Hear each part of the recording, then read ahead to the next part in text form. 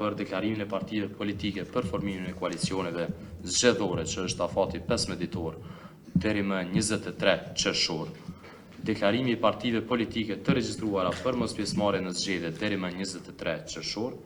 Aplikimi për certifikim të subjekte politike dhe kandidatëve fillon më 26 qershor dhe përfundon më 13 gusht.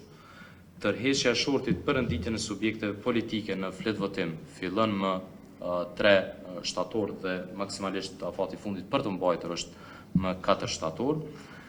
Periudha e fushatës zgjedhore për subjektet politike dhe kandidatët certifikuar për pjesëmarrje në zgjedhje fillon më 13 shtator dhe përfundon në ditën e zgjedhjeve më 12 tetor. Aplikimi për akreditim të vëzhguesve të subjekteve politike fillon më 1 korrik dhe përfundon më 17 shtator.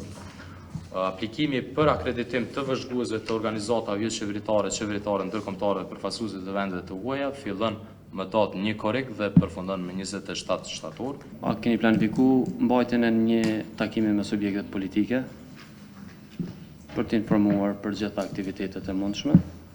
Dhe dyta, kur pritet që buxheti, edhe po kërkoj që ai të jetë mbellë brenda kësaj jave buxheti, hartimi i planit buxhetit, i cili do duhet pastaj të dërgohet qeverisë për të ndarë buxhetin e nevojshëm për të gjitha operacionet zgjedhore.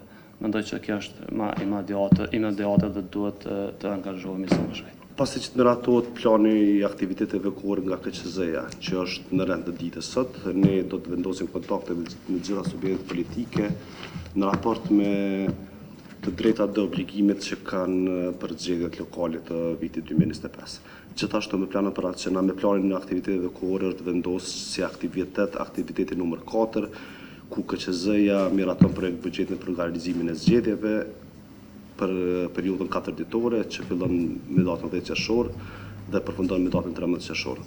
Sipas planit, do të thotë me 13 qershor është data fundit kur KQZ-ja do të me shqyrtu të miratu projekt buxhetin për zgjedhjet lokale të vitit 2025.